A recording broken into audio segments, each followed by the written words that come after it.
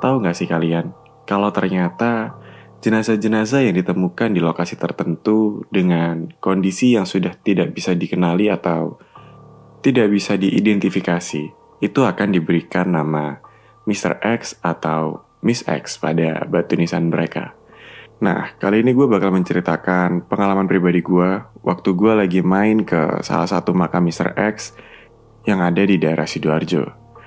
Jadi kejadian ini tuh berawal di awal atau pertengahan tahun 2022 seingat gue. Waktu itu gue lagi ditantangin sama temen gue buat nyari tanggal lahir jenazah yang sama dengan tanggal lahir gue. Tapi ini cuma berlaku buat jenazah-jenazah Mr. X atau Miss X yang ada di area pemakaman tersebut. Karena area pemakaman seluas 1000 meter persegi itu terdiri dari berbagai macam jenazah dan itu bukan cuma kuburan bagi Mr. atau Miss X doang, tapi ada beberapa pemakaman umum yang notabene jenazah yang dikategorikan kurang mampu. Jadi biasanya orang-orang yang ekonominya kurang itu bisa atau boleh dimakamkan di lokasi tersebut. Nah, waktu itu gue sempat ngobrol dulu sama kuncennya yang dipercaya untuk menjaga area pemakaman tersebut. Waktu itu sih kuncennya bilang, iya mas, benar di sini tuh memang ada banyak banget kayak korban pembunuhan, korban tabrak lari, bahkan sampai teroris dan pelaku bom bunuh diri di Rusunawa Wonocolo tahun 2018 juga dimakamkan di area pemakaman ini. Gua yang mendengar kabar itu dari sang kuncen tiba-tiba agak berkedip merinding karena tahu kalau satu keluarga dari Anton Ferdiantono, sang pelaku bom bunuh diri di Rusunawa Wonocolo juga dimakamkan di area pemakaman itu. Jadi sebelum masuk ke area pemakaman, itu gue memang udah kayak udah punya firasat gak enak gitu loh. Jadi sebelum masuk ke pemakaman itu, karena itu pertama kali gue main ke tempat itu, jadi kayak gue juga deg-degan gitu ya, namanya kuburan itu tempat atau rumah mereka gitu loh. Ditambah lagi, waktu itu gue main sekitar jam 1 malam.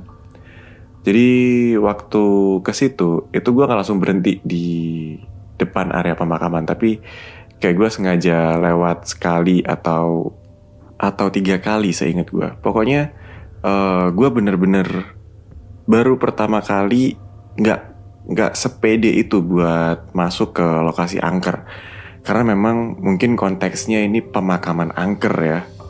Makanya gue kayak bener-bener dapet feel-nya atau bener-bener deg-degan. Jadi waktu itu gue bener-bener sendiri sekitar jam 1 malam. Itu mondar-mandir di depan makam buat ngumpulin keberanian. Pokoknya kurang lebih gue mondar-mandir sebanyak 2-3 kali baru gue berani masuk.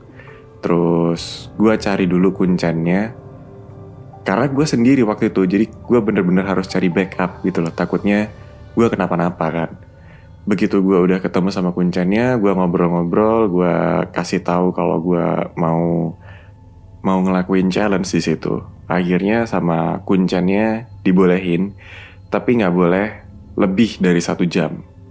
Gue juga nggak tahu alasannya kenapa. Yang jelas kuncennya cuma bilang, oh iya mas, boleh, tapi jangan sampai lebih dari 1 jam ya.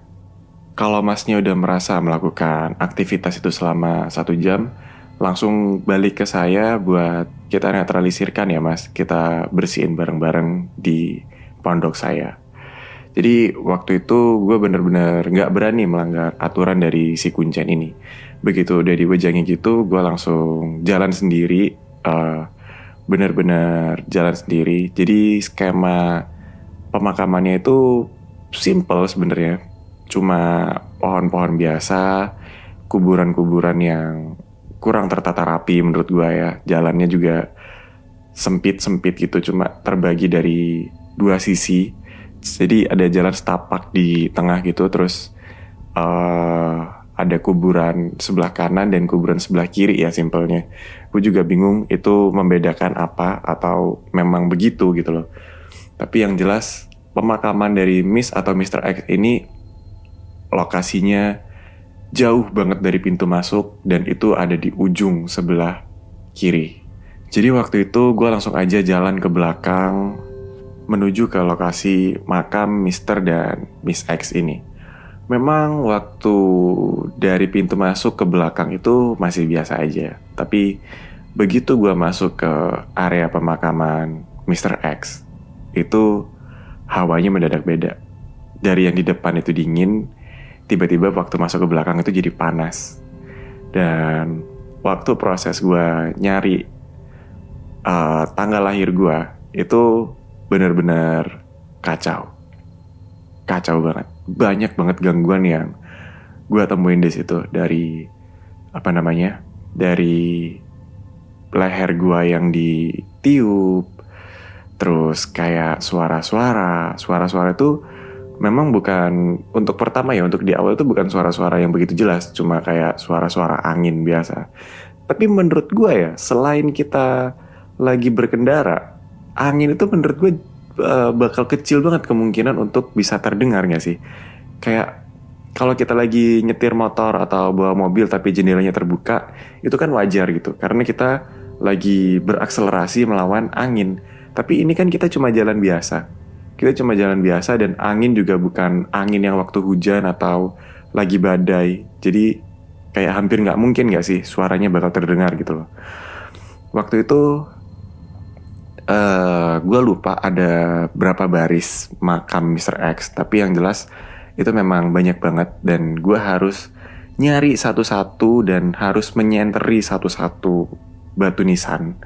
Jadi memang di pemakaman itu gue nggak tahu kenapa, tapi di sana minim banget pencahayaan. Jadi lampu umum atau lampu jalan itu nggak ada gitu loh. Gue juga nggak tahu konsepnya gimana. Emang karena itu makam-makam dari jenazah yang tidak diharapkan atau gimana gitu, makanya fasilitasnya kurang banget gitu loh.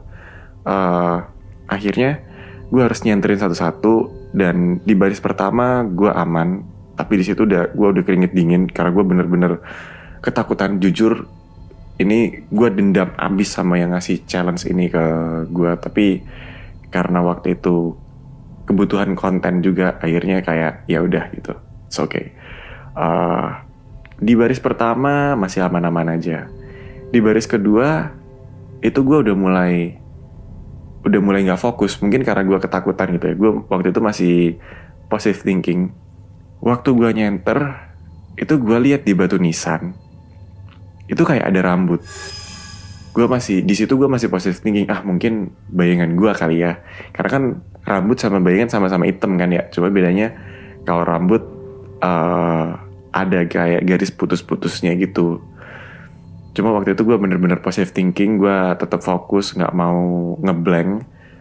Gue tetap jalan, terus mendekati sampai akhirnya gue bener-bener deket sama posisi rambut itu. Dan begitu gue samperin rambut itu, tiba-tiba rambutnya hilang seperti ditarik sesuatu.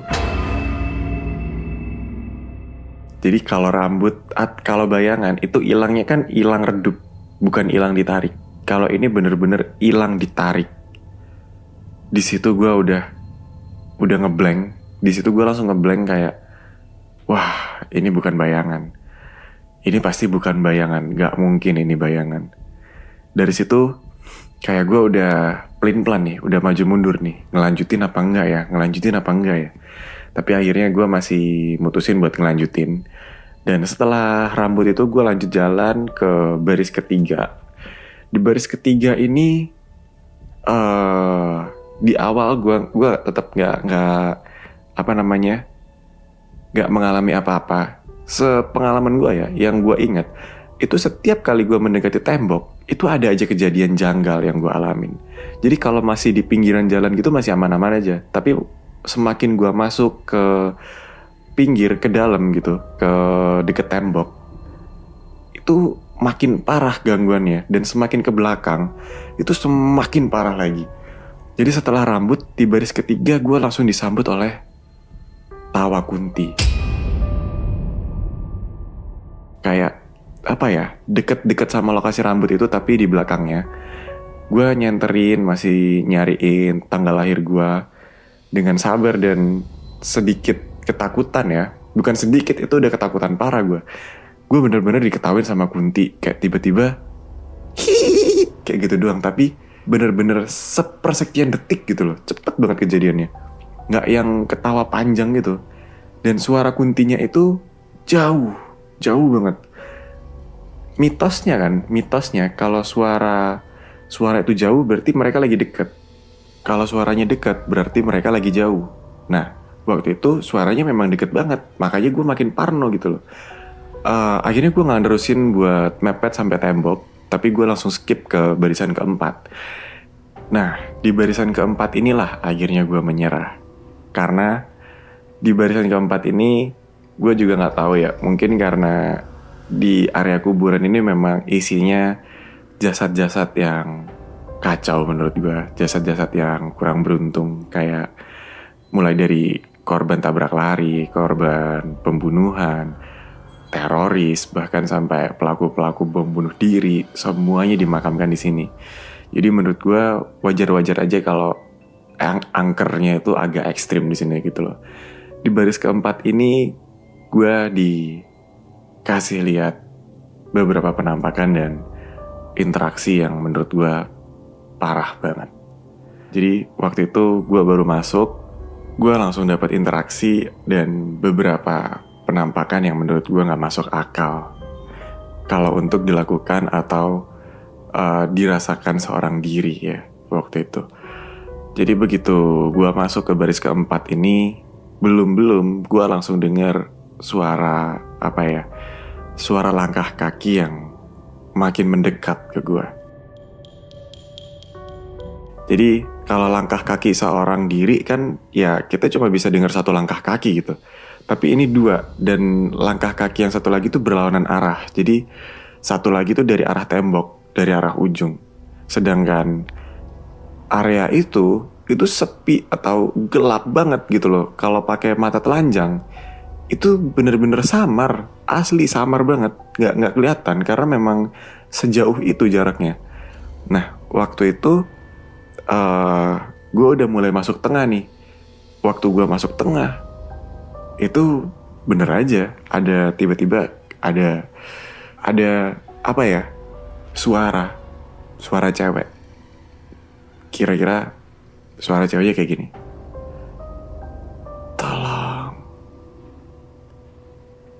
Tolong saya, leher saya sakit, tolong. Itu gue udah mau ngibrit. Asli gue udah mau ngibrit. Bener-bener udah mau ngibrit gue. Tapi kayak masih ada masih ada yang ganjel gitu loh. Kayak ayo dong, sini dong, samperin gue. Kayak ada yang narik gue kayak gitu loh. Dan itu tuh gue juga sadar gak sadar ngelakuinnya. Jadi makin lama tuh makin gue samperin. Justru gue samperin suara itu. Sampai akhirnya gue gue samperin gitu sambil nyariin tanggal lahir gue gitu di batu nisan kan.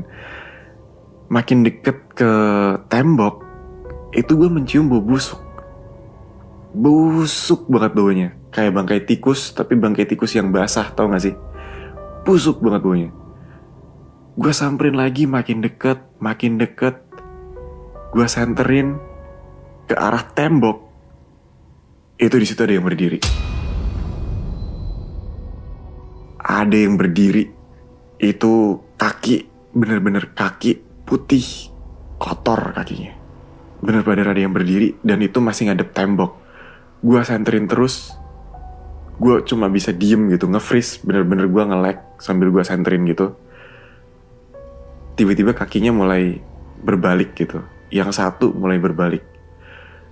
Begitu yang satu lagi mulai berbalik, gue lari. Asli, gue gak pikir panjang, gue langsung lari. Gue langsung teriak. Gue teriak sekenceng-kencengnya. Gue minta tolong. Itu bener-bener pertama kali gue ke tempat angker tuh sampai lari, teriak-teriak minta tolong sampai ke sandung-sandung ya, baru itu. Asli baru itu. Gue langsung nyamperin Kuncen. apa namanya, sama kuncennya tuh cuma disuruh duduk, disuruh istighfar, dikasih minum, tapi minumnya kopi waktu itu, kopi panas banget gue inget. Jadi waktu itu kopinya nggak gue minum abis, paling cuma gue seruput dikit, terus gue taruh lagi.